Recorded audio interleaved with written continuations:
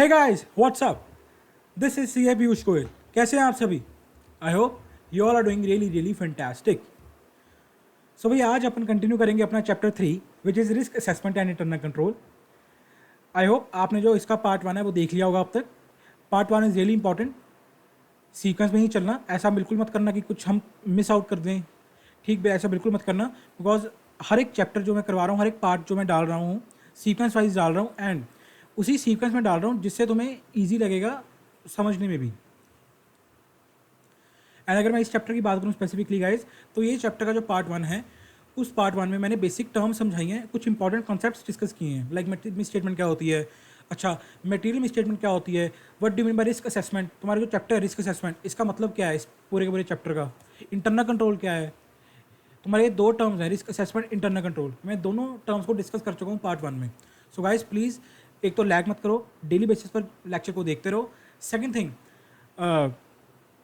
Sequence में देखो, जैसे इसमें अपलोड कर रहा हूँ, कुछ भी मिस आउट मत करना, कुछ भी स्किप मत करना, because audit is a subject जो इंटरलिंक्ड है। ऑडिट का एक एक चैप्टर, जितने भी तुम्हारे चैप्टर हैं मॉड्यूल में, वो सभी इंटरलिंक्ड हैं आपस में। ऐसा नहीं है कि एक चैप्टर छोड़ जाएंगे तो दूसरा कर लेना, ये सब इंटरलिंक चैप्टर्स हैं। तो जिस ऑर्डर में मैं डाल रहा हूँ डे 1 से उसी सीक्वेंस में देखना, अगर कोई बच्चा नया शुरू करने जा रहा है आज से अपना ऑडिट। तो ठीक है भाई, करते हैं कंटिन्यू। आपसे एक निवेदन और अनुरोध, अगर चैनल पर नए आए तो सब्सक्राइब कर दो गाइज। मैं देख रहा हूँ कि तुम लोग मेरा कंटेंट तो देख रहे हो, तुम क्लासेस तो लगा रहे हो, बट सब्सक्राइब नहीं कर रहे। क्यों भाई क्यों? अपने इस बड़े भाई को थोड़ी मोटिवेशन तो दो यार, थोड़ी मोटिवेशन तो दो मेरे भाई सब्सक्राइब करके। तुम्हारा एक सब्सक्राइब मेरे लिए 100 टाइम मोटिवेशन का काम करता है। एनीवेज, लाइक कर देना अगर अच्छी लगे, थम्स अप दे देना एंड कमेंट कर देना अगर कुछ मज़ा आया हो वीडियो में, और शेयर कर दो सबके साथ शेयर कर दो गाइज, जिनका भी अटैम्प्ट अभी आ रहा है सितंबर में, जैन 26 में एंड ऑनवर्ड्स, ताकि वो भी इन क्लासेस को यूटिलाइज कर सकें एंड अपनी प्रिपरेशन को इफेक्टिवली कर सकें। तो चलते हैं फिर आज अपनी क्लास की तरफ। तो देखिए, उस क्लास में मैंने आपको 4 टर्म्स का मतलब समझा दिया था, misstatement, material misstatement, risk assessment and internal control. अपन की एक इंपॉर्टेंट टर्म पेंडिंग थी विच इज़ एजर्शन। आज पहले इसको समझाऊंगा एजर्शन का मतलब।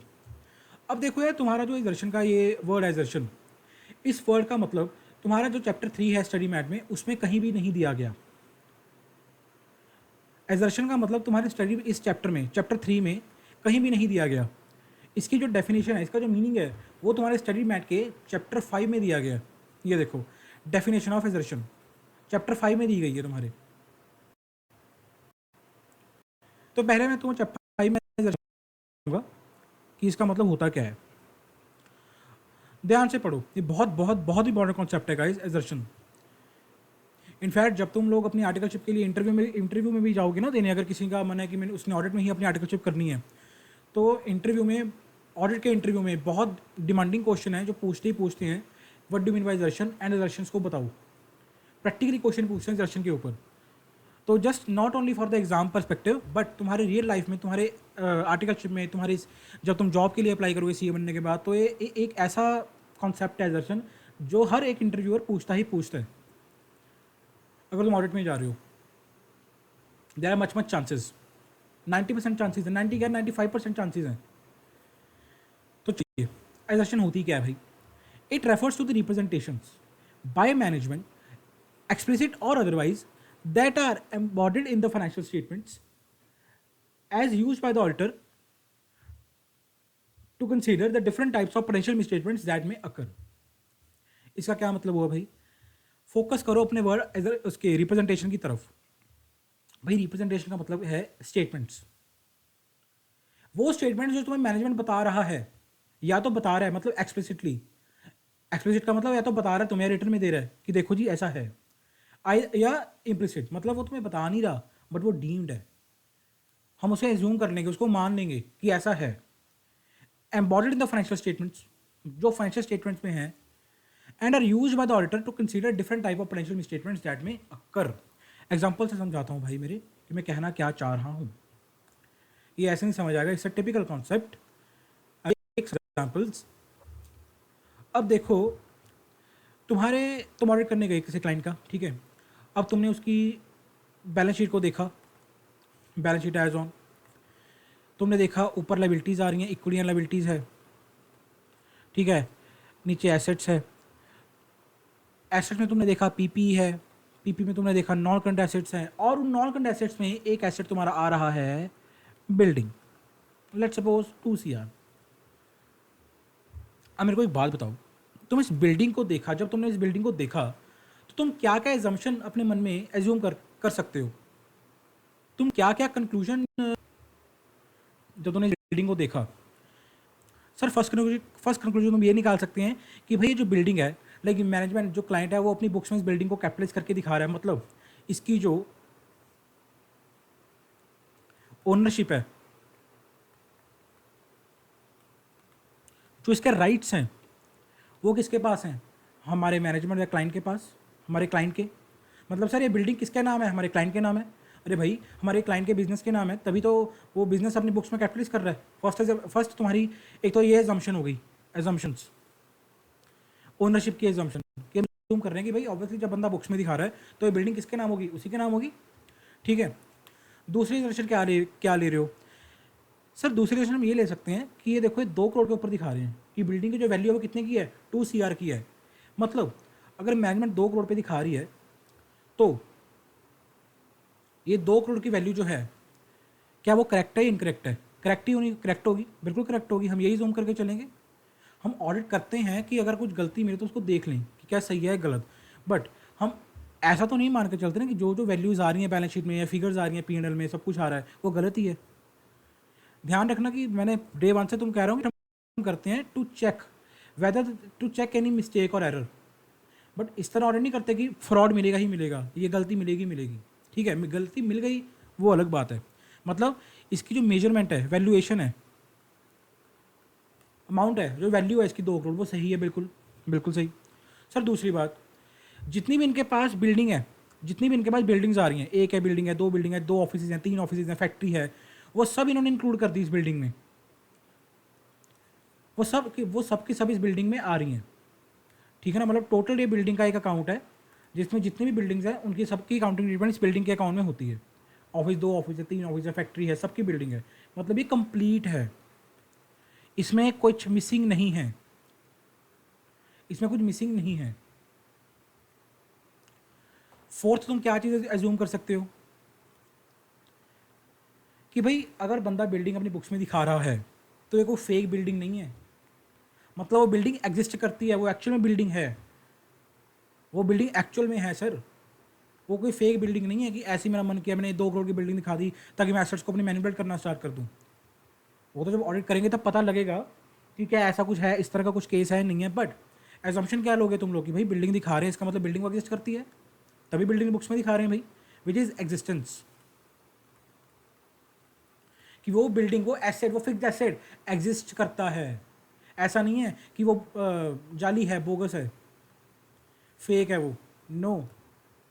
हम ऑडिट करेंगे, पता लगाएंगे कि भाई एक्चुअल में है या नहीं है, वो बात अलग है, बट एज्यूम तो तुम यही करके चलते ना कि भाई हाँ जो बुक्स में आ रहा है वो सब कुछ सही है, वो एग्जिस्ट करती है बिल्डिंग।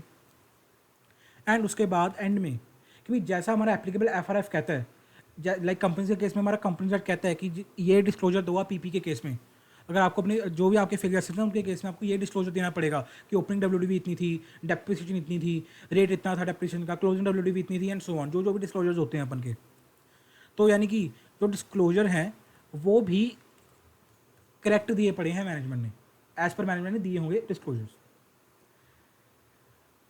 ये हैं कुछ एजम्पशंस जो तुम एज्यूम करोगे एक उस बिल्डिंग को देखकर, तुम्हारे मन में जो जो एज्यूम तुम कर सकते हो।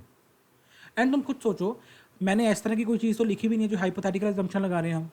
तुम खुद सोचो, अपने दिल से पूछो, क्या इन 5 चीज़ों में मैंने ओनरशिप से लेकर डिस्क्लोजर तक क्या कोई इस तरह की मैंने आइटम लिखी है, वर्ड लिखे है जो मैं हाइपोथेटिकल एजम्पशन ले रहे हैं हम? It's logical. भाई बंदा अपनी बुक्स में बिल्डिंग दिखा रहा है, उसका मतलब क्या हुआ? उस बिजनेस की बिल्डिंग है, लाइक ABC स्मार्ट वॉचेज वाले हैं, ABC स्मार्ट वॉचेज है जिनका हम ऑडिट करने जा रहे हैं, ABC स्मार्ट वॉचेज वालों की बैलेंस शीट में एक बिल्डिंग आ रही है, वो उससे क्या पता लगता है कि भाई वो बिल्डिंग ABC स्मार्ट वॉचेज के नाम पे है, तभी वो बिल्डिंग दिखा रहे हैं। लॉजिकल एग्जाम्पशन है। सेकंड एग्जाम्पन, 2 करोड़ के ऊपर दिखा रहे हैं जी, वो 2 करोड़ के ऊपर उनके बैलेंस शीट में आ रहा है, इसका मतलब क्या है कि वो उसकी 2 करोड़ की वैल्यू ठीक है, बिल्कुल जो वैल्यूएशन है बिल्डिंग की आफ्टर डिडक्टिंग डेप्रिसिएशन या और कोई एडजस्टमेंट्स उसकी, ठीक है ना, वो सब क्या है, वो ठीक है, उसकी वैल्यूएशन बिल्कुल ठीक आ रही है, 2 करोड़ की है। भाई मैंने थोड़ी दिखाई है बिल्डिंग, मैंने थोड़ी दिखाई है 2 करोड़ की बिल्डिंग, मैनेजमेंट दिखा रही है भाई बिल्डिंग अपनी बुक्स ऑफ अकाउंट में वैल्यूएशन। तीसरी बात भाई, बिल्डिंग के लेजर में सिर्फ 2 करोड़ की अमाउंट आ रही है, इसका मतलब क्या है? वो कंप्लीट है, वो कंप्लीट है। अगर ऑफिस के पास 4 बिल्डिंग है तुम्हारे एबीसी स्मार्ट वॉचेस के नाम पर, तो चारों बिल्डिंग का टोटल 2 करोड़ होगा मिला के, कंप्लीट है वो। और सबसे बड़ी बात भाई, एग्जिस्ट करती है वो बिल्डिंग, एक्चुअल में है सब। वो सामने वाली बिल्डिंग देख रहे हो ना, वही बिल्डिंग है ये, मतलब एग्जिस्ट करती है वो। ऑब्वियसली बात है, फेक चीज़ थोड़ी दिखाएंगे वो बुक्स में।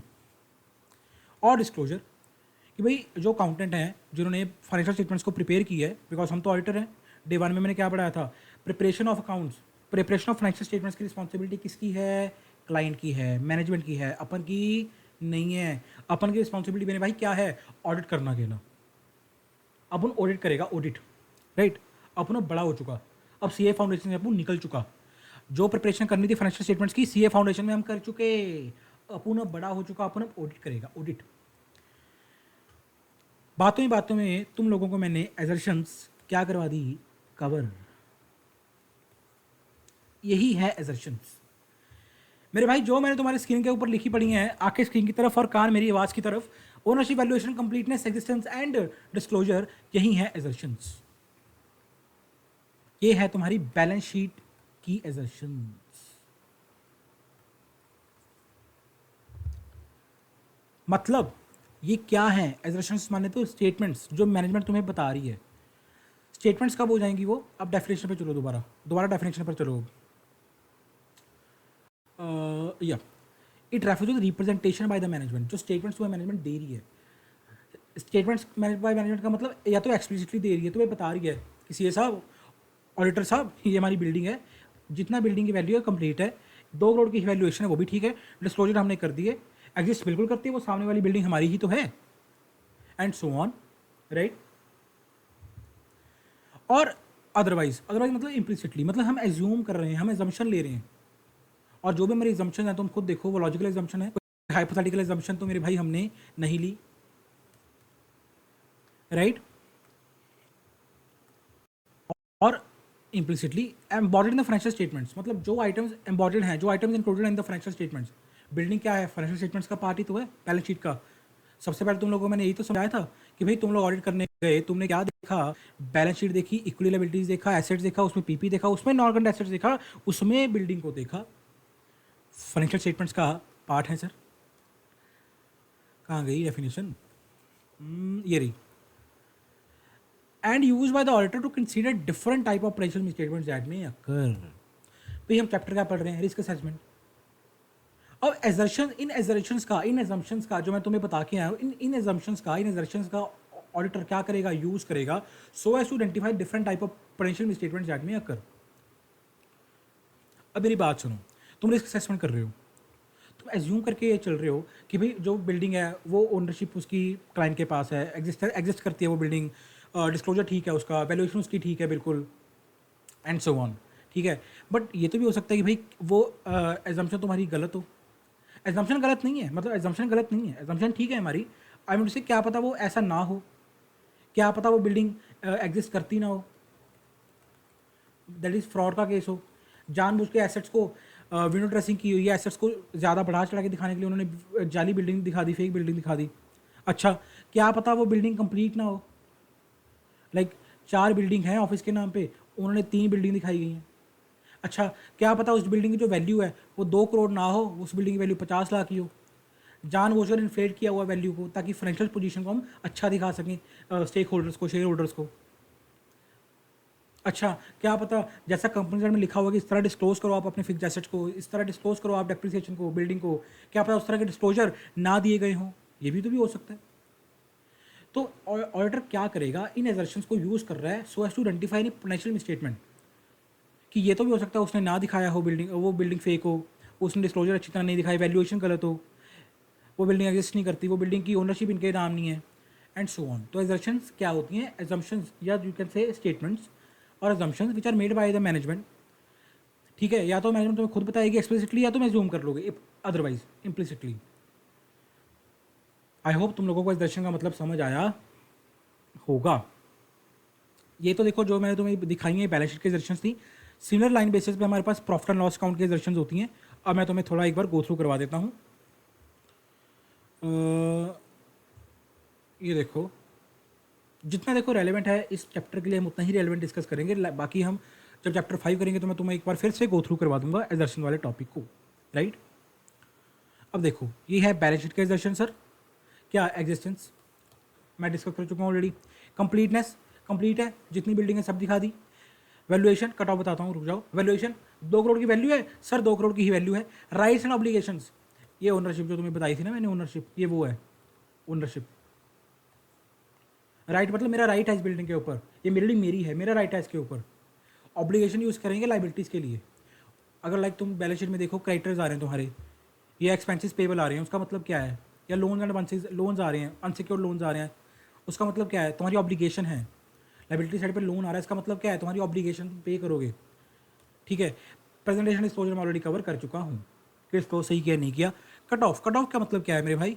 कट ऑफ का मतलब है कि जिस फाइनेंशियल ईयर के एसेट्स हैं या लाइबिलिटीज़ हैं वो उसी फाइनेंशियल ईयर में रिकॉर्ड हो चुकी हैं, ठीक है।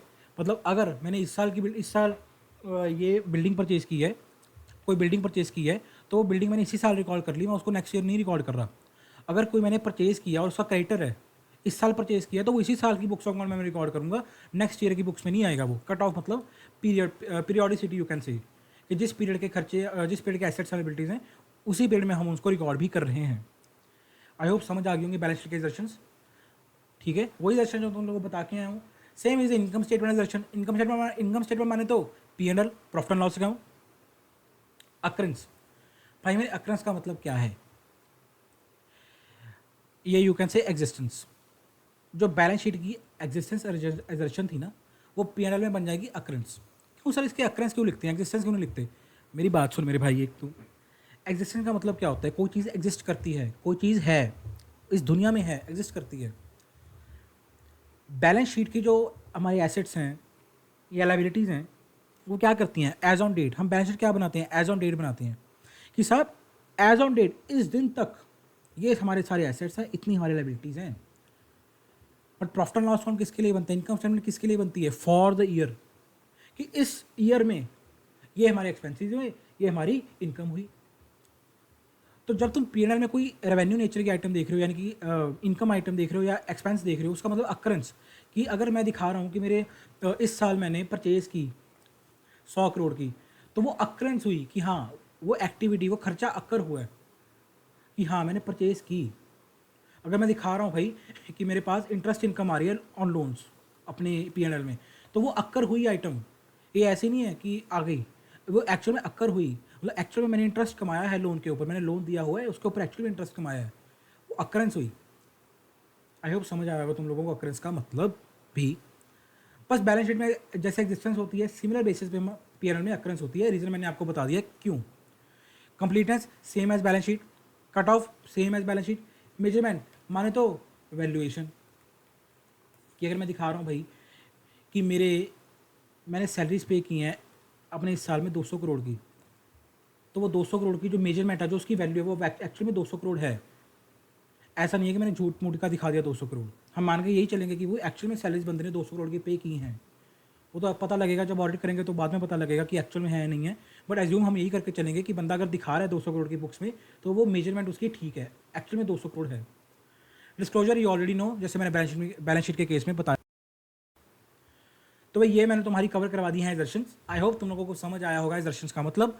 इनकम स्टेटमेंट की एग्जर्शंस क्या होती हैं वो भी समझा दिया तुम लोगों को, एंड बैलेंस शीट की एग्जर्शंस क्या होती हैं मैंने वो भी समझा दिया मेरी बहन एंड मेरे भाई। कूल, आई होप समझ आ गया होगा तुम लोगों को ये दोनों points. It's a very very very very important concept guys assertions को, ठीक। थोड़ा मैं और डिस्कस करूंगा चैप्टर 5 में भी, अगर कोई कमी पेशी तुम लग रहा है कि कुछ रह गया। देखो फास्ट ट्रैक बैच में इतना ही पॉसिबल है डिस्कस करना, ठीक। इससे ज़्यादा नहीं जा पाऊंगा मैं, it's limitation of the batch. Regular batch में तो लाइक और हम डिटेल में डिस्कस करते हैं, बट आई होप देखो लाइक मैंने इस बैच में कोई कमी नहीं छोड़ी यार कॉन्सेप्ट पढ़ाने में, जितना रेलेवेंट है मैं समझा रहा हूँ, ठीक। बाकी चैप्टर 5 जब आएगा दोबारा, स्टिल मैं एक बार तुम्हें गो थ्रू करवा दूंगा दर्शन का टॉपिक, अगर तुम्हें डाउट हो। वैसे नहीं होनी चाहिए कोई कन्फ्यूजन, एक बार रिवाइंड करके भी सुनना अगर तुम्हें कोई कन्फ्यूजन लगे तो।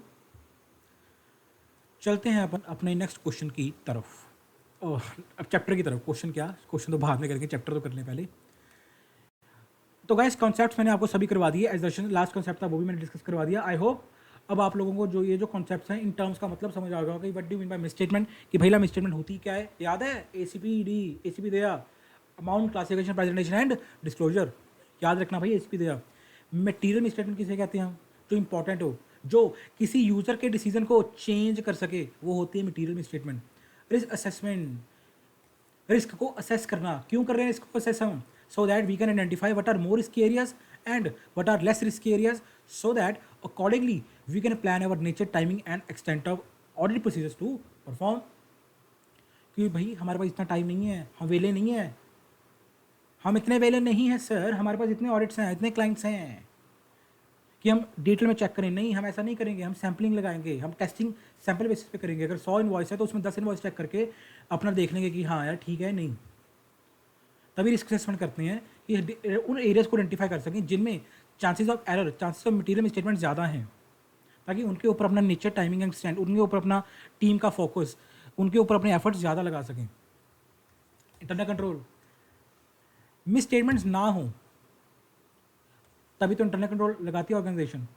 याद करो पूरा का पूरा मैंने तुम्हें सेल्स का प्रोसेस समझाया था। पहले कोटेशन आई, पहले मेल आई, फिर कोटेशन भेजी, फिर सेल्स ऑर्डर आया, फिर इनवॉइस बना, फिर ईवे बिल बना, फिर ई इनवॉइस बना, उसके बाद गेट पे एंट्री हुई, फिर वो हुआ, डिस्पैच नोट इशू हुआ, and so on so on so on. याद है वो 4 ऑब्जेक्टिव्स जो अपन डिस्कस किए थे? Reliability of financial reporting, second effectiveness and efficiency of operations, third क्या था? सेफगार्डिंग ऑफ एसेट्स, कि वो जो एसेट्स है मेरे वो क्या हो, सेफगार्ड हो। याद कर लेना जो अपने ऑब्जेक्टिव्स हैं इंटरनल कंट्रोल के, they are really really really important, जो 4 ऑब्जेक्टिव्स थे अपने। ठीक, चलते हैं आज अपने चैप्टर की तरफ। अब आइए, अब तुम लोगों को एक चैप्टर पढ़ना ईजी लगेगा, ये मेरी गारंटी है, बिकॉज जो मैंने इंपॉर्टेंट कॉन्सेप्ट थे वो तुम लोगों को समझा दिए हैं। अब देखो ये जो ऑडिट रिस्क वाला, आप स्टेटमेंट ओपन कर सकते हैं। I will really advise you guys कि अपना स्टेटमेंट ओपन कर लो। ठीक, साथ साथ में लाइक जैसे मैं कराऊंगा, लाइक तुम्हारा ध्यान ओपन तुम करके रख लो। तुम्हें अगर कुछ लगे कि मैं जो तुम्हें कुछ मार्क करना है अपने स्टडी मैट में, या तुम्हें कुछ लगे कि मैं कोई एग्जांपल दे रहा हूँ स्पेसिफिक चीज़ के रिगार्डिंग, तुम्हें नोट करनी है तो वहीं पे नोट कर लेना। बट देखना स्क्रीन की तरफ, ऐसा मत करना कि देख अपने स्टडी मैट की तरफ रहे हो और सुन बस मेरे को रहे हो, नहीं, आंखें स्क्रीन की तरफ ही हो। ओपन करके रख लो, अगर तुम्हें लगे कुछ नोट करना है तो वीडियो को पॉज करके नोट कर लेना एंड मूव ऑन कर जाना अपना नेक्स्ट कंसेप्ट की तरफ। तो देखो ऑडिट रिस्क का जो टॉपिक है वो मैं अभी तुम डिस्कस नहीं करवाऊंगा, पहले कुछ और कंसेप्ट हम पढ़ लें, उसके बाद तुम्हें ऑडिट रिस्क का टॉपिक मैं कवर करवाऊंगा। बिकॉज ये एक ऐसा टॉपिक है, अगर मैं तुम्हें आज अभी कवर करवाने लग गया ना अभी स्टार्टिंग में, तो तुम कन्फ्यूज़ बहुत ज़्यादा हो जाओगे, बहुत कन्फ्यूज़ हो जाओगे तुम लोग। तो दैट्स वाई तुम लोगों को मैं आज ये वाला टॉपिक अभी अभी तो नहीं कवर करवा रहा, देखते हैं आज हो पाएगा, नहीं है तो कल करवा, जैसे भी करवाऊंगा, पर अभी नहीं करवा रहा। तुम लोग आ जाओ अपने पेज नंबर पे मेरे भाई, मेरी बहन, तुम आ जाओ अपने पेज नंबर पर, यप 3.12 3.12 पेज नंबर पे तुम लोग आ जाओ, करते हैं discuss.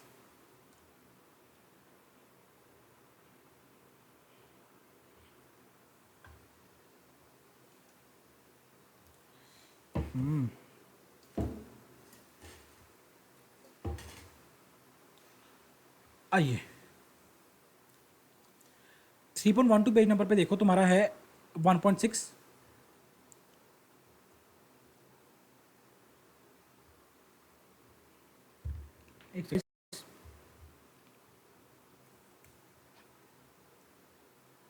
Identifying and assessing the risk of material misstatement,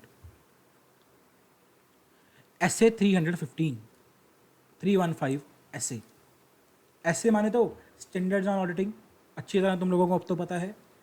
ऐसे 200 पढ़ा चैप्टर 1 में, 200 overall objectives of independent auditor. ऐसे 300 पढ़ा planning and audit of financial statements chapter 2 में।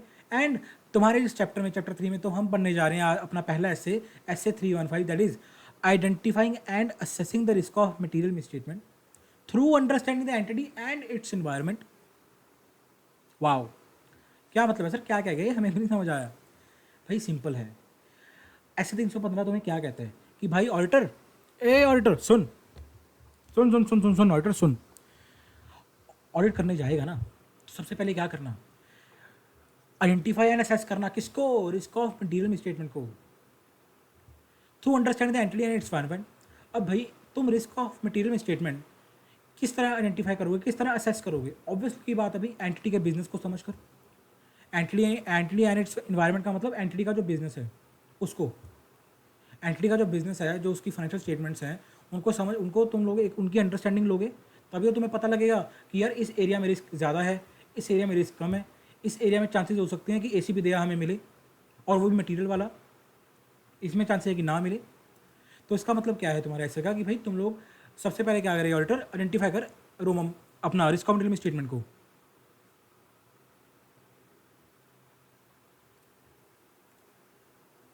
लाइक जब मैं पढ़ता था इस चीज़ को तो मैं इसको बोलता था रोमम, रोमम जो मर्जी कह लो भाई, ठीक, रोम कह सकते हो, रोमम कह सकते हो, रिस्क मटेरियल स्टेटमेंट। ठीक है, जब मैं पढ़ता था अपना तो मैं तो इसी तरह पढ़ता था भाई इस चीज़ को, बिकॉज ये बोलना थोड़ा डिफिकल्ट सा लगता है, बड़ा सारा बोला है रिस्क मटेरियल स्टेटमेंट, तो सिंपल बोल दो identify assess in the ROMM to understand the entity and its environment.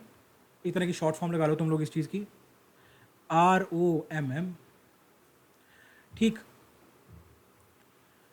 अब देखो भाई क्यों करना है, क्यों करते हैं risk assessment, you already know, ताकि हम रिस्की एरियाज को आइडेंटिफाई कर सकें and accordingly we can plan our audit procedures.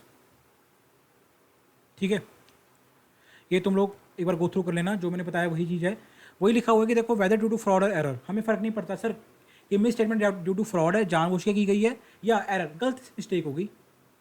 Miss statement तो मिस स्टेटमेंट है, हम उसको आइडेंटिफाई एनालाइज करेंगे। कूल, देखो अब तुम लोगों को समझ आ रहा होगा रेलेवेंस, जो मैंने तुम्हें एक पूरा का पूरा क्लास मैंने स्पेंड की थी समझाने में कि मिसस्टेटमेंट क्या होती है, मटेरियल मिसस्टेटमेंट क्या होती है, रिस्क ऑफ मटेरियल मिसस्टेटमेंट क्या होता है, क्यों करते हैं एंड सो ऑन, ये सब वही कॉन्सेप्ट है। ठीक है भाई, ऑब्जेक्टिव क्या है ऑडिटर का एज पर ऐसे 315 कि क्या करना है ऐसे 315 के हिसाब से ऑडिटर को, वही तो कुछ करना है भाई। ऑडिटर क्या करेगा, आइडेंटिफाई एंड असेस करेगा रिस्क ऑफ मटेरियल स्टेटमेंट को at financial statement level, secondly the assertion level for classes of transaction count balancing and disclosures. ये देखो ये रहा एजर्शन, इस वर्ड के लिए हम लोगों को मैं करवाया था एजर्शन, एजर्शन का मतलब क्या है। अब तुम्हें रेलेवेंस समझ आ रही होगी कि हाँ कि भाई जो भी मैं करवा रहा हूँ वो ऐसे ही नहीं करवा रहा, जो मैं सीक्वेंस फॉलो कर रहा हूँ उसका एक रेलेवेंस है, उसकी इंपॉर्टेंस है अलग से, उसका कोई पर्पस है कि मैं क्यों इस सीक्वेंस में चल रहा हूँ। और अगर मैं सीधा स्टडी मैट से तुम्हें इसी ऑर्डर में पढ़ाने लग जाऊँ तो बहुत बहुत कन्फ्यूज़ हो जाओ तुम लोग, ये ऐसा चैप्टर है। अब देखो यार, इसका मतलब समझो कि फाइनेंशियल स्टेटमेंट लेवल का मतलब क्या है एंड एजर्शन लेवल का मतलब क्या है। अब तो फाइनेंशियल स्टेटमेंट लेवल का मतलब होता है ओवरऑल, नोट करना चाहो तो कर सकते हो भाई, इसका मतलब क्या है overall, overall level, FS level मतलब ओवरऑल फाइनेंशियल का लेवल।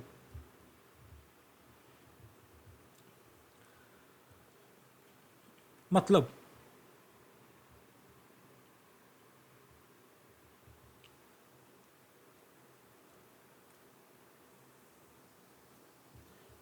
तुम तुम कर रहे हो audit, right. Financial statement level का मतलब हुआ वो स्टेटमेंट्स, उन रिस्क को आइडेंटिफाई करो जो पूरी की पूरी फाइनेंशियल स्टेटमेंट्स को इम्पैक्ट करती हों।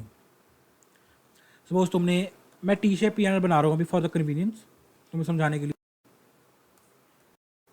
यहाँ पे तुम्हारी सेल्स आ गई, यहाँ पे तुम्हारी परचेज आ गई, यहाँ पे तुम्हारा ग्रॉस प्रॉफिट आ गया, यहाँ पे तुम्हारी एक्सचेंज आ गई, यहाँ पे तुम्हारी अदर इनकम आ गई, यहाँ पे तुम्हारा क्या आ गया, नेट प्रॉफिट आ गया। ठीक है, ऐसी बैलेंस शीट को जूम कर ले, T shape as you balance sheet अपनी, लाइबिलिटीज एसेट्स, ये आ गया टोटल। अब तुम लोग जब रिस्क को असेस करने गए, तुम्हारा ऑब्जेक्टिव क्या है भाई, तुम रिस्क को असेस करो एट ओवरऑल लेवल कि ऐसी क्या क्या ट्रांजेक्शन हो सकती हैं, क्या क्या ऐसे हमारे लिए रिस्क हो सकते हैं जो पूरे के पूरे P&L को इम्पैक्ट कर सकें और पूरे के पूरे बैलेंस शीट को भी इम्पैक्ट कर सकते हैं। एग्जाम्पल लेता हूँ, लेट्स सपोज सेल्स। अब सेल्स है, तुम सेल्स को देख रहे हो कि क्या सेल्स में कुछ रिस्क लग रहा है हमें या नहीं लग रहा, तो हमें पता लगा कि यार सेल्स का कोई इंटरनल कंट्रोल तो है नहीं। ठीक है, फ़ोन पे ऑर्डर्स बुक होते हैं, ठीक है, इस तरह चलता है इनका सारा का सारा प्रोसेस, तो हमें लगा कि थोड़ा रिस्की एरिया लग रहा है सेल्स। अब तुम सोचो अगर सेल्स में गड़बड़ निकली, मतलब सेल्स में गलतियाँ काफ़ी निकल रही हैं इनकी, ठीक है, तो तुम सोचो सेल्स सीधा इम्पैक्ट करेगा किस चीज़ को, प्रॉफिट को। सेल्स सीधा तुम्हारे प्रॉफिट को इम्पैक्ट करेगा, ग्रॉस प्रॉफिट को, उसके बाद अल्टीमेटली नेट प्रॉफिट को। और ये नेट प्रॉफिट कहाँ पे जाता है, you guys very well know, हमारी कैपिटल में। जो नेट प्रॉफिट है भाई वो कहाँ जाता है हमारा कैपिटल। एक मिनट यार, 2 मिनट रुको, चल नहीं रहा आज पेन, पता नहीं अच्छी से क्यों।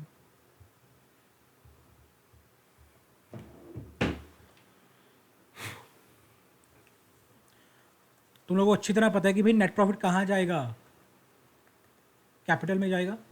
और कैपिटल कहाँ पे होती है तुम्हारी, बैलेंस शीट में। तो एक तरह का क्या रिस्क होगा जो तुम्हारे पूरे के पूरे फाइनेंशियल स्टेटमेंट्स को हिला सकता है। It's an overall financial statement level.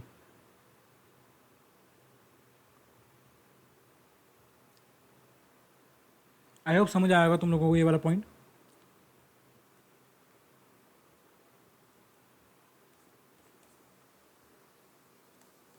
कि वो रिस्क, वो मटीरियल स्टेटमेंट्स का रिस्क तुम्हारे पूरे पूरे फाइनेंशियल स्टेटमेंट लेवल को इम्पैक्ट कर सकता है। ठीक है, अब दूसरे पे चलते हैं भाई। दूसरा पॉइंट क्या कह रहा है हमारे, हमें एग्जर्शन लेवल पर classes of transaction, account balance and disclosure. मतलब एफएस लेवल पे नहीं, ओवरऑल लेवल पे नहीं हम बात कर रहे, हम एग्जर्शन लेवल पर बात कर रहे हैं। For a class of transaction, account balance and disclosure. इसका मतलब क्या हुआ, एक पर्टिकुलर नेचर की ट्रांजैक्शंस, पर्टिकुलर टाइप की ट्रांजैक्शंस, जिस लाइक सपोज परचेज की ट्रांजैक्शंस, फिक्स्ड एसेट्स की transaction, particular type of class of transactions. Account balance मतलब लेजर, एक स्पेसिफिक लेजर की इसी एग्जर्शन में प्रॉब्लम। या and disclosures, you already no कि डिस्क्लोजर का मतलब क्या है, डिस्क्लोज करना जिस तरह हम करते हैं एज पर एप्लीकेबल एफआरएफ। कि जो तुम रिस्क को असेस कर रहे हो एजर्शन लेवल पे भी जाके असेस करो कि कंप्लीटनेस ठीक है नहीं है, या एग्जिस्टेंस है या नहीं है। वैल्यूएशन की बात करें तो वो ठीक है नहीं है, राइट्स एंड ऑब्लिगेशन है या नहीं है, कट ऑफ ठीक है इसकी नहीं है, एंड सो ऑन। मतलब तुम एजर्शन लेवल तक जाके इसको आइडेंटिफाई करो। एफएस लेवल का मतलब होगा कि ओवरऑल पिक्चर, जो पूरे तुम्हारे फाइनेंशियल स्टेटमेंट्स को ही हिलाकर रख देगा।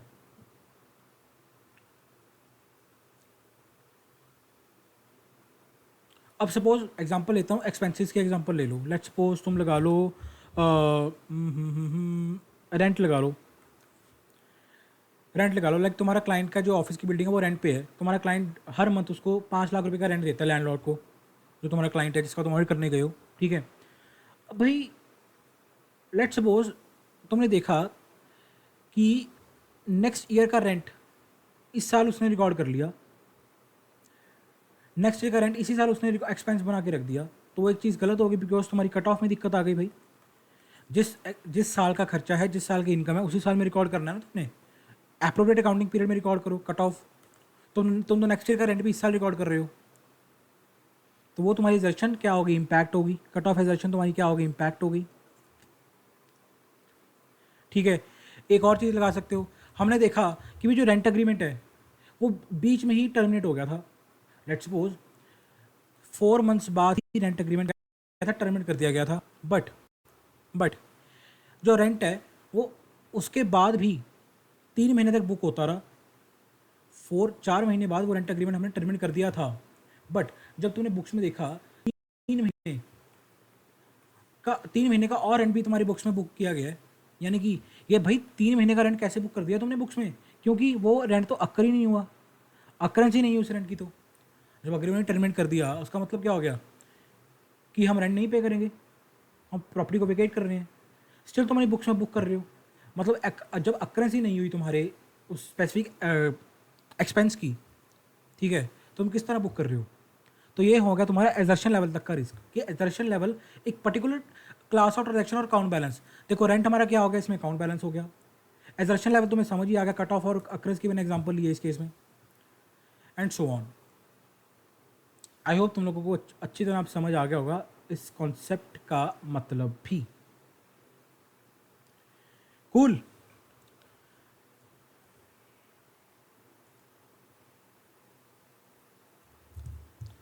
To provide a basis for designing and performing further audit procedures. बिल्कुल सही भाई। देखो मेरी बात सुनो, रिस्क असेसमेंट जब तुमने की तो तुम्हें रिस्क असेसमेंट करने के बाद तुम्हें पता लग गया कि अच्छा यार ये लाइक हमें जो पे रोल है, लाइक पे रोल छोड़ो, फिक्स एसेट्स का लो, कि भाई तुम्हें पता लगे कि जो फिक्स एसेट्स है पीपी हमने बुक्स में दिखाया हुआ है क्लाइंट ने, उसमें दिक्कत है। उसमें कुछ फ्रॉडी हमें लग रहा है, कुछ तो गड़बड़ लग रही है, तो तुम लोग क्या करोगे? अपने जो फर्दर ऑडिट प्रोसीजर्स हैं, जो और डिटेल में चेकिंग करनी है, देखो रिस्क असेसमेंट तुम डिटेल में चेकिंग नहीं करते, रिस्क असेसमेंट में तुम डिटेल में चेकिंग नहीं करते, तुम ऊपर ऊपर से देखते हो रिस्क असेसमेंट में कि अच्छा हम तो रिस्क असेसमेंट कर रहे हैं। कैसे करते हैं वो भी बताता हूँ, अगला टॉपिक वही है, how we do risk assessment, कैसे करेंगे कैसे रिस्क असेसमेंट। अब तुम्हें पता लगे कि भाई जो फिक्स एसेट्स का एरिया है उसमें प्रॉब्लम लग रही है, उसमें थोड़ा काम मेरे को गड़बड़ वाला लग रहा है, तो तुम लोग क्या करोगे? उस एरिया को डिटेल में चेक करोगे। फर्दर ऑडिट प्रोसीजर्स, कितनी क्या डिज़ाइन करने हैं, किस तरह परफॉर्म करने हैं, ज़्यादा परफॉर्म करने हैं, किस एक्सटेंट तक जाना है। अब देखो तुम्हें पता लगा कि फिक्स एसेट में दिक्कत है, तो तुम क्या करोगे? फिक्स एसेट्स के एरिया में ज़्यादा अच्छी तरह परफॉर्म करोगे प्रोसीजर, और डिटेल में चेकिंग करोगे जाके, क्योंकि तुम्हारा जो रिस्क असेसमेंट का कंक्लूजन था वो क्या कह रहा है कि भाई इस एरिया में दिक्कत हो सकती है दया, इस एरिया में प्रॉब्लम हो सकती है अभिजीत, इस एरिया को अच्छी तरह चेक करो, फर्दर एक्सप्लोर करो इस एरिया को।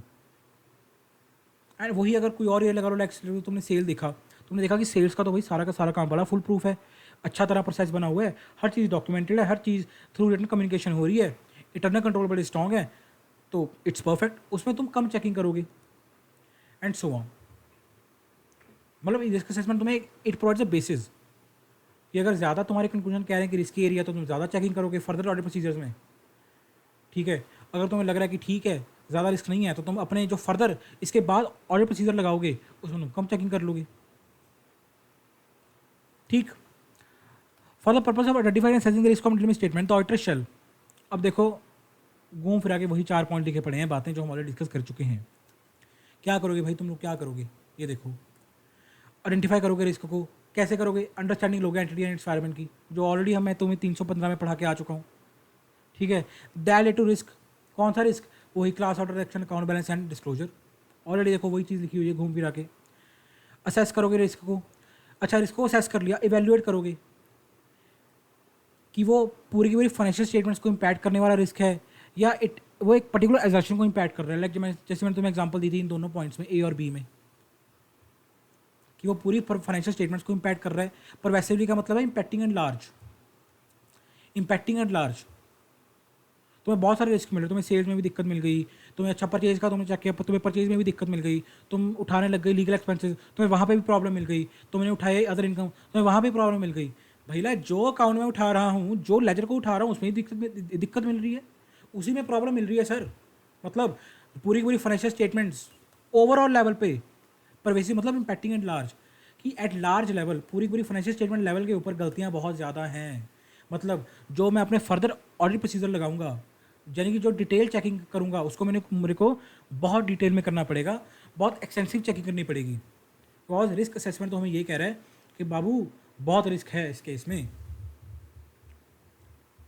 आई होप तुम समझ गए होगे इस पॉइंट को। Rate the identify risk what to what can go wrong at the assertion level, वही बात भाई, एजर्शन लेवल पे क्या क्या गलतियाँ हो सकती हैं, जैसे तुम्हें मैंने एग्जांपल अभी दी कट ऑफ, और अपना क्या एग्जांपल ली थी मैंने, अक्रेंस की, ठीक है। Fourth point and the last point भाई, consider likelihood of misstatement including the possibility of multiple misstatements and whether the potential misstatement is of magnitude that could result in a material misstatement. अब तुम्हें गलती मिल गई, अब देखो suppose मैं तुमको बताता हूँ, तुम्हें गलती मिल गई एक, ठीक है, बट वो गलती की जो अमाउंट है वो इतनी मटीरियल नहीं है। मटेरियल तो हम लोगों को ऑलरेडी समझा चुका हूँ क्लास 1 में कि कौन सी अमाउंट मटेरियल मानेंगे, कौन सी नहीं मानेंगे, किस लेवल तक मानेंगे। अब तुम्हें मैग्नीट्यूड मतलब अमाउंट, उसका जो क्वांटम है, मैग्नीट्यूड है, अमाउंट है, राइट, वो जो है अपनी मिसस्टेटमेंट, उसकी अमाउंट ही इतनी मटेरियल नहीं है सर। तो को इसका क्या, उसको तुम फर्दर असेस करोगे, ज़्यादा डिटेल में चेक करोगे? आंसर इज़ नो, बिकॉज देखो हमारे पास लिमिटेड टाइम है, लिमिटेड रिसोर्सेज हैं, तो हम मटेरियल लेवल तक ही चेक करते हैं कि जो हमें मटेरियल लग रहा है हम उसी को चेक करेंगे, फर्दर डीप डाइव करेंगे। जो हमें मटेरियल नहीं लग रहा है हम उसको ज़्यादा डीप डाइव नहीं करेंगे, बात खत्म। तो उस चीज़ की बात कर रहे हैं। आई होप गाइज अब तक लाइक 35-40 मिनट्स हो चुके हैं गाइज। आई होप तुम लोगों को जो मैंने अब तक करवाया है, चाहे एजर्शन हो, उसके बाद रिस्क असेसमेंट हो, उसके बाद ऐसे 315 हो, तुम लोगों को अच्छी तरह समझ आया होगा, स्पेशली वो एजर्शन वाला टॉपिक। तभी मैंने उसके ऊपर काफ़ी टाइम लगाया है कि तुम्हें समझ आए एजर्शन होती क्या हैं, ठीक है। आइए चलते हैं अपन नेक्स्ट टॉपिक के ऊपर, विच is risk assessment.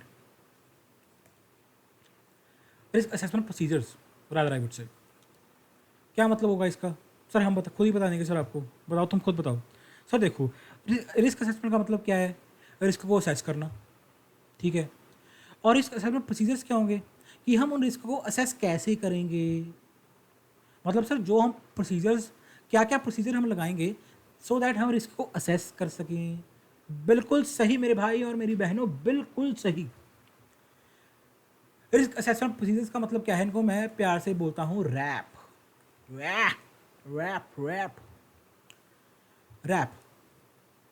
Risk assessment procedure का मतलब क्या होगा भाई? वो प्रोसीजर्स जो हम लगाएंगे so as to identify risk in material, risk of material statements. बात खत्म। जैसा नाम वैसा ही मतलब और वैसा ही काम, ठीक है। अब ये कोई इंपॉर्टेंट लाइन है मैं जो मैं हाईलाइट की है, बाकी तो देखो सेम वही है, तुम लोग एक बार गो थ्रू कर लेना, जो है वही है। एक इंपॉर्टेंट लाइन है जो तुम लोगों को मैंने समझानी है। Risk assessment procedures by themselves, however, do not provide sufficient appropriate audit evidence on which to be based audit opinion. याद करो अपना ऑडिट का चैप्टर 1, याद कर लेना ऑडिट का चैप्टर 1, नहीं तो बहुत गुस्सा हो जाऊंगा रे मैं। क्या बताया था रे मैं तुम्हें? ऑडिटर आएगा, ये डायग्राम याद है, ये वाली एरो वाली, ये डायग्राम, ये बड़ी अच्छी डायग्राम है, बहुत सही डायग्राम है, मैंने तभी इंक्लूड की थी अपने उसमें। ऑडिटर आएगा, क्या करेगा? प्रोसीजर लगाएगा, उसके बाद क्या करेगा रे? क्यों कर रहा है प्रोसीजर वो? ऑडिट एविडेंस गैदर करेगा। क्या बात है रे? सबूत इकट्ठे करेगा, प्रोसीजर लगाएगा, सबूत इकट्ठे करेगा प्रोसीजर लगा के, सबूतों के आधार पे वो क्या करेगा? कंक्लूजन फॉर्म करेगा कि क्या सब कुछ ठीक है या कुछ गड़बड़ है। जीत कंक्लूजन के बेसिस के ऊपर वो क्या दे देगा एंड में? अपना इशू क्या कर देगा एंड में? ऑडिट।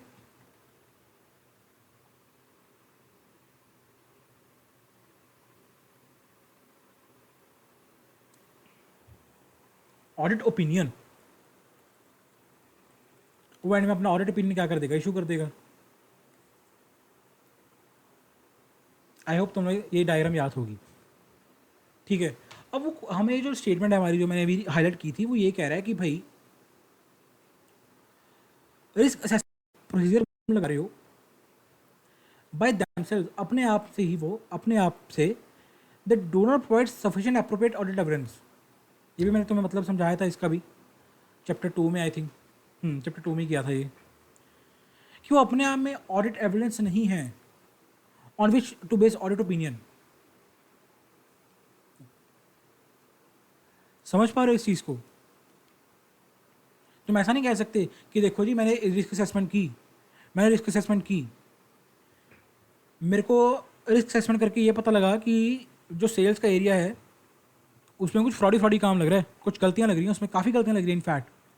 तो मेरा तो कंक्लूजन क्या है कि इनकी जो फाइनेंशियल स्टेटमेंट्स हैं वो गलत हैं, वो ट्रू एंड फेयर व्यू नहीं देती, वो ट्रू एंड फेयर व्यू नहीं देती।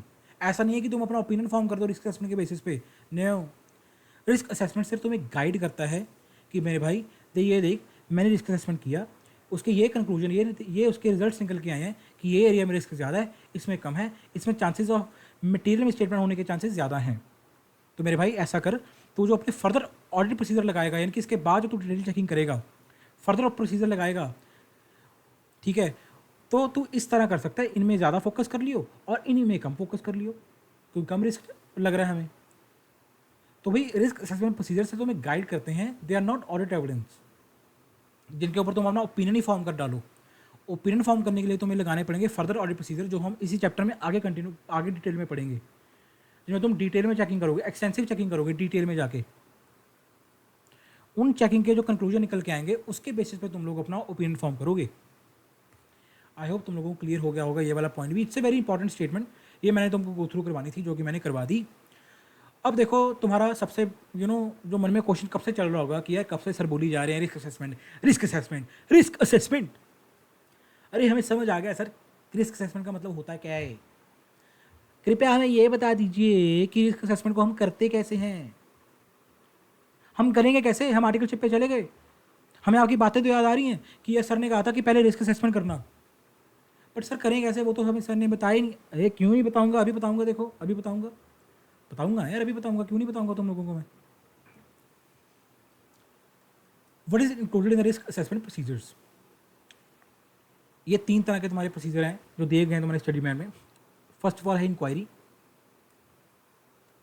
दूसरा है analytical procedure which is my favourite, third is observation and inspection.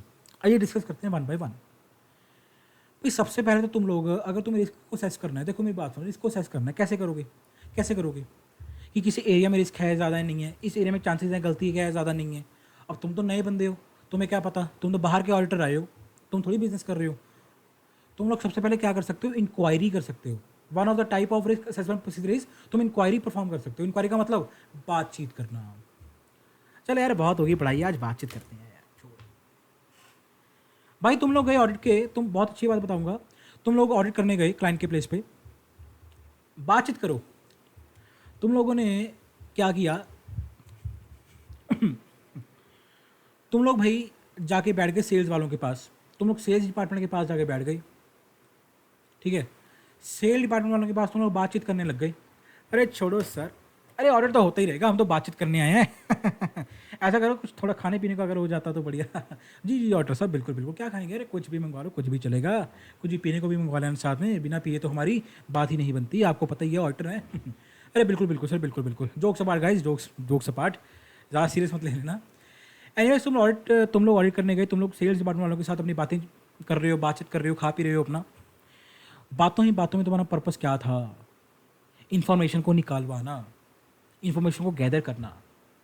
बातों ही बातों में तुम लोग उनसे इंक्वायरी कर लोगे कि सर आपका सेल्स का प्रोसेस क्या है, ज़रा हमें वो भी बता दो। नहीं नहीं, काम की बात नहीं कर रहे सर। जिस वैसे दिलचस्पी है सर, इंटरेस्ट ले रहे हैं ना, किस तरह हम कर रहे हैं। देखो ऑडिट करने आया तो थोड़ा बहुत तो करना ही है ना ऑडिट, ठीक है। उनके आगे बिल्कुल इस तरह बन जाओ कि तुम्हें पता ही नहीं है, वो बच्चा समझने लग जाए तुमने, बट तुम बच्चे नहीं हो, तुम लोग बहुत इंटेलिजेंट हो, वो तुम्हें पता है ना। बातों ही बातों में उनसे सेल्स का प्रोसेस समझ लो कि भाई सेल्स का प्रोसेस क्या है, पूरा का पूरा फ्लो चार्ट समझ लो कि सेल्स ऑर्डर कैसे आता है, उसके बाद फुल देखो ऑर्डर आने तक, ऑर्डर आया तुम्हें सेल्स का तुम्हारे वेंडर की तरफ से, उसको डिस्पैच करवाने तक क्या पूरी का पूरा फ्लो चार्ट रहेगा, उसको समझो। उस फ्लो चार्ट में देखो तुम्हारे हिसाब से क्या क्या गैप्स हैं, मतलब क्या क्या चांसेस जहाँ एरर मिल सकता है, जहाँ रिस्क हो सकता है मटेरियल स्टेटमेंट का, कहाँ कहाँ गैप्स लग रहे हैं तुम्हें उस पूरे के पूरे प्रोसेस में, ठीक है। अब तुम्हें देखो इंक्वायरी करके, तुमने सेल्स वालों के पास इंक्वायरी की, तुमने पूछा सेल्स वालों से कि क्या हाल चाल है पोजीशन का, मार्केटिंग वगैरह ठीक हो रही है आपकी, नहीं हो रही, अच्छा मार्केट कर रहे हो नहीं कर रहे, और कहाँ सीए साहब, कहाँ ऑडिटर साहब, कहाँ बिजनेस हो रहा है, आज तो आपको तो पता ही है, अच्छा बिजनेस तो नहीं हो रहा, बड़ा बिजनेस नहीं हो रहा जी।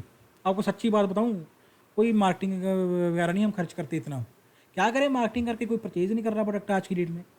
अब सेल्स वाला तो तुम्हें ये कह रहा है कि यार हम मार्केटिंग के ऊपर ज़्यादा स्पेंड नहीं करते, राइट, और ज़्यादा मार्केटिंग में स्पेंड भी नहीं कर रहे, और वो कह रहा है कि सेल्स भी इतनी ज़्यादा हो नहीं रही। बट जब तुम फाइनेंशियल स्टेटमेंट्स को देख रहे हो तो तुमने देखा कि मार्केटिंग का जो खर्चा है, एक्सपेंसेस हैं और मार्केटिंग, वो तो भाई आसमान को छू रहे हैं। ऐसा कैसे हो सकता है, बंदा तुम्हारा मार्केटिंग वाला कह रहा है कि सीए साहब हम मार्केटिंग के ऊपर ज़्यादा एक्सपेंसेस इनकम नहीं कर रहे, सेल्स ज़्यादा नहीं हो रही, बहुत रिसेशन चल रहा है मार्केट में। बट अगर तुम फाइनेंशियल स्टेटमेंट्स को देखो तो मार्केटिंग के जो एक्सपेंसेस हैं वो तो भाई आसमान को छू रहे हैं, they are skyrocketing. Sales को देखा, लास्ट ईयर सेल्स थी 500 करोड़ की, इस साल सेल्स होगी 700 करोड़ की, और बंदा तुम्हारा कह रहा है कि सर सेल्स कहाँ हो रही है, यानी कि कुछ तो फ्रॉडी लग हो सकता है, चांसेस हो सकते हैं, देर माइट बी चांसेस, क्योंकि जैसा हम इंक्वायरी में हमें पता लगा है वैसा ऑन पेपर तो नहीं दिख रहा हमें फाइनेंशियल स्टेटमेंट में। इंक्वायरी करो, किस किस की इंक्वायरी कर सकते हो तुम लोग, इंटरनल ऑडिट पर्सनल की, इंटरनल ऑडिट जो इंटरनली ऑडिट होता है, तुम्हारा क्लाइंट अपने इंटरनली किसी बंदे से ऑडिट करवाता है, ठीक है। लाइक तुम जब तुम आर्टिकलशिप में जाओगे देखोगे, जो बड़े बड़े कंपनी, जो बड़े बड़े क्लाइंट्स होते हैं, ठीक है, विच आर लाइक अच्छी जिनकी टर्नओवर होती है, वो क्या करते हैं on periodic basis, like monthly कह लो या वीकली बाई वीकली, जैसे भी उनका सिस्टम है, क्वार्टरली कह लो, वो ऑडिट्स करवाते हैं, अपने खुद के इंटरनली ऑडिट करवाते हैं। उनका वो एम्प्लॉय करवाता हो, एम्प्लॉय को ही साइन कर देते हैं कि यार तो ऑडिट कर कि स्टॉक सही सब मैनेज हो रहा है, सेल्स सब सही हो रही है, अपने ऑपरेशन का ऑडिट करवाते हैं वो लोग कि सब कुछ ठीक चल रहा है हमारी ऑर्गेनाइजेशन में या कुछ दिक्कत है। तो तुम उनकी रिपोर्ट को रेफर कर सकते हो, उनसे बात कर सकते हो जिसने इंटरनल ऑडिट की है इंटर एंटिटी का, कि उनको कुछ पता लगा हो कि यार यहाँ वहाँ दिक्कत मिली। Employees of the company, employees of the company दुखी आत्मा, एम्प्लॉयज़ से बात करो, ठीक है, वो तो मैं सच बता सकते हैं कंपनी के रिगार्डिंग कि यार देखो ऐसे ऐसे हालात हैं कंपनी के एक्चुअल में, तो आपको रिस्क मिल सकता है। लीगल हाउस काउंसिल, जो तुम्हारे क्लाइंट की लीगल हाउस काउंसिल है, मतलब जो लीगल डिपार्टमेंट तुम्हारे क्लाइंट का, किसी ने कंपनी के ऊपर, तुम्हारे क्लाइंट के ऊपर केस कर दिया, कोर्ट में चले गए तुम्हारी कंपनी को लेकर, तुम्हारे खुद की जो लीगल डिपार्टमेंट तो भी होगा, जो लिटिगेशन को देखता है, कंप्लायंस को देखता है, उनसे बातचीत करो कि अच्छा यार कंपनी के अगेंस्ट कौन कौन से केसेस पेंडिंग है। तुम्हें बातचीत में करके पता लगा कि कंपनी के खिलाफ एक मेजर केस चल रहा है और जिसमें चांसेस हैं कि कंपनी हार सकती है, और हारने के बाद कंपनी को मोटी पेनल्टी भी देनी पड़ सकती है।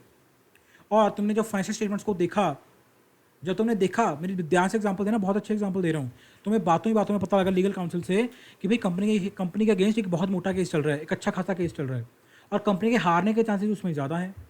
बट फाइनेंशियल स्टेटमेंट से कंपनी ने उस चीज़ को डिस्क्लोज ही नहीं किया, ना प्रोविजन फॉर लॉस बुक किया, ना कॉन्टिजेंट लायबिलिटी को डिस्क्लोज किया, कुछ भी डिस्क्लोज नहीं किया। समझ पा रहे हो? ये एक रेलेवेंस है किस चीज़ का, इंक्वायरी करने का। तुम रिस्क को असेस कर रहे हो देख देख के कि अच्छा यार यहाँ इस एरिया में रिस्क होने के चांसेस ज़्यादा हैं। टुवर्ड्स मार्केटिंग सेल्स पर्सन, ये मैंने ऑलरेडी एग्जांपल तुम्हें दे ही दी कि सेल्स पर्सन और मार्केटिंग वाले किस तरह तुम बातचीत करके उनसे पता कर सकते हो, एंड सो ऑन। ठीक है, ये 4 पॉइंट्स कर लोगे, they are enough, more than enough. 5 points हो गए, इनफैक्ट 4 भी क्या। ठीक है, एनालिटिकल प्रोसीजर्स को देखते हैं कि एनालिटिकल प्रोसीजर्स का मतलब क्या होता है। आइए देखते हैं भाई। एनालिटिकल प्रोसीजर्स का मतलब है, ये मैं सबसे फेवरेट है मेरा, my most favourite part, analytical procedures. Analytical procedures का मतलब होता है मेरे भाई, इसको हम डिटेल में भी समझेंगे अपने नेक्स्ट चैप्टर में। तुम्हारा पूरा पूरा एसे है, एसे 520 है एनालिटिकल प्रोसीजर्स के ऊपर, पूरा पूरा स्टैंडर्ड है, इसके ऊपर हम डिटेल में डिस्कस करेंगे। बट फॉर द टाइमिंग ये समझो इनका मतलब क्या होता है। एपी का एनालिटिकल प्रोसीजर का मतलब क्या होता है, relationship between financial and non financial information. Relationship between financial data and non financial data और information, you can say my friend, उनको हम क्या बोलेंगे, एनालिटिकल प्रोसीजर्स बोलेंगे। एग्जांपल लेके समझाऊंगा, बड़ा मजा आएगा, बहुत मजा आएगा। तुम लोग फैक्ट्री में ऑडिट करने गए, राइट। तुमने देखा कि यार फैक्ट्री में अराउंड 30-40 एम्प्लॉयज़ काम करते दिख रहे हैं तुम लोगों को। तुम 3 दिन से फैक्ट्री का विजिट कर रहे हो, क्लाइंट प्लेस विजिट कर रहे हो, फैक्ट्री भी देख रहे हो साथ साथ में। ठीक है, तुमने देखा कि ऑब्जर्व किया कि यार 30-40 पीपल आर देयर, जो फैक्ट्री में रेगुलर बेसिस पे डेली तुम देख रहे हो कि 30-40 लोग होंगे, इससे ज़्यादा लोग नहीं है फैक्ट्री में जो वर्कर्स काम कर रहे हैं।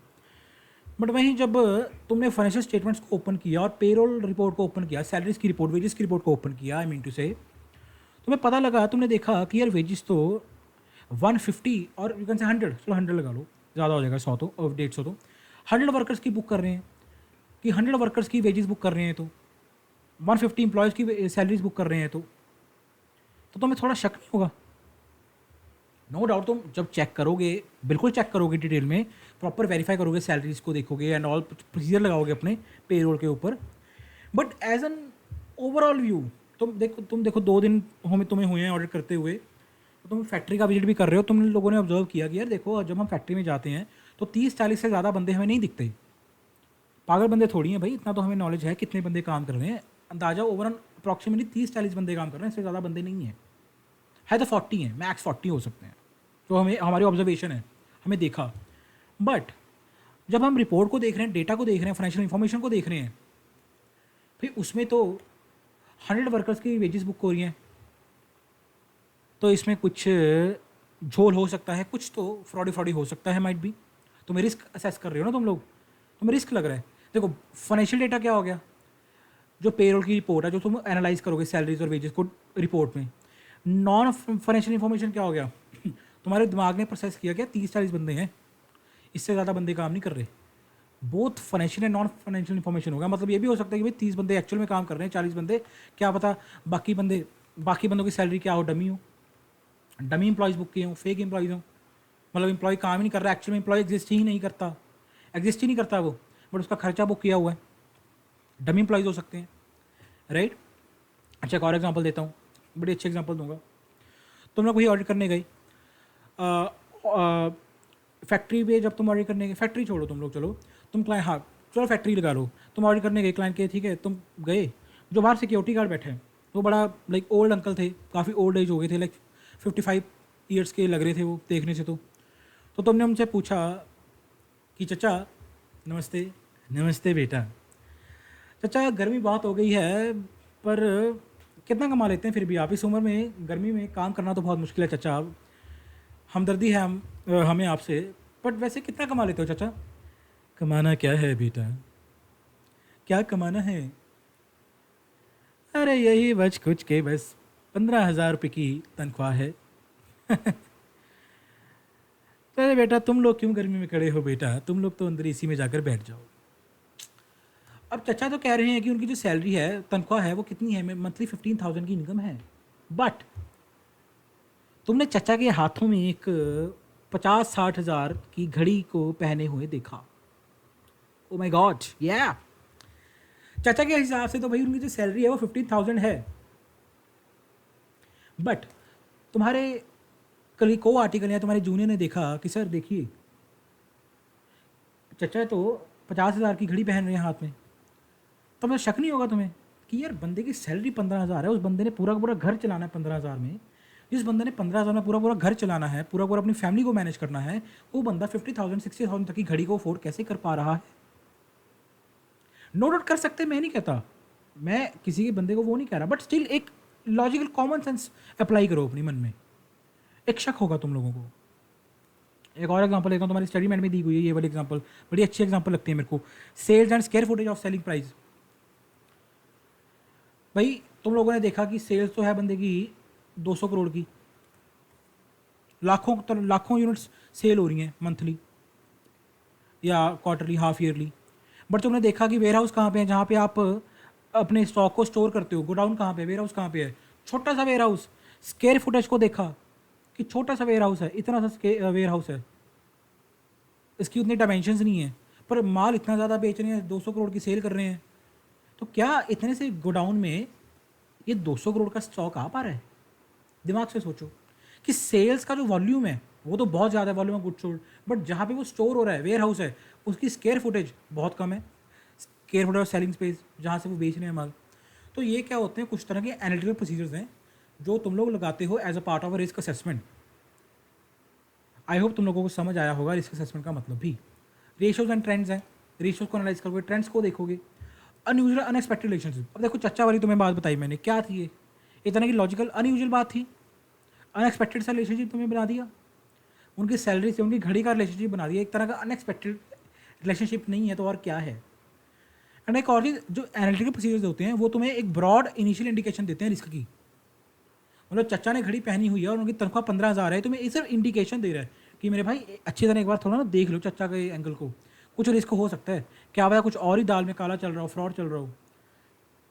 ठीक है, वो तुम एक इंडिकेशन दे गया मन में, बट ऐसा नहीं है कि तुम चाचा को धर लो अंदर। ओ चाचा बहुत हो गया आपकी बातें, क्या हुआ बेटा? अरे बहुत होगी चाचा आपकी बातें, बेटा बेटा छोड़ो, फ्रॉड में इनको फ्रॉड करते हो तुम लोग। नहीं बेटा नहीं, ऐसा मत कहो बेटा। ऐसा नहीं कि धर लो चाचा को अंदर या मैनेजर को कि भाई तुम्हारे उसमें उसमें फ्रॉड है। एक ब्रॉड इंडिकेशन दे रहा है कि क्या हो सकता है, इंडिकेट कर रहा है कि यार चेक कर लियो अच्छी तरह से, क्या पता कुछ गलती मिल जाए। एक बार आप गो थ्रू कर सकते हैं, जो मैंने आपको पढ़ाया वही है। ऑब्जर्वेशन एंड इंस्पेक्शन, सिंपल सी बात है। ऑब्जर्वेशन मतलब तुम किसी को ऑब्जर्व कर रहे हो, देख रहे हो काम करते हुए, तुम खुद नहीं कर रहे आज, तुम देख रहे हो काम करते हुए सामने वाले बंदे को। तुमने कहा कि अपने बंदे को कहा कि यार ऐसा कर, फिक्स एसेट्स मेरे को वेरीफाई करवा दे, मेरे को फिक्स एसेट्स को वेरीफाई करवा दो आप, ठीक है ना? मेरे को वेरीफाई करना है कि जितने हमारे बुक्स में लेट्स सपोज लैपटॉप्स परचेज़ किए हैं कंपनी ने, 40 लैपटॉप्स कंपनी ने परचेज़ किए हैं इस साल, ठीक है? क्या 40 के 40 लैपटॉप्स हैं? मेरे को एक बार ना थोड़ा परचेज वो दिखा दे, लैपटॉप्स 40 हैं, लेट्स सपोज मॉनिटर परचेज़ किए हैं कंपनी ने 50, ठीक है? मेरे को थोड़ा एसेट्स को वेरीफाई करना है कि क्या वाकई परचेज़ किए हैं, मतलब एग्जिस्ट करते हैं नहीं करते। याद आ रहा है एजर्शन एग्जिस्टेंस? यहाँ पे हम क्या चेक करना चाह रहे हैं? एग्जिस्टेंस एजर्शन को।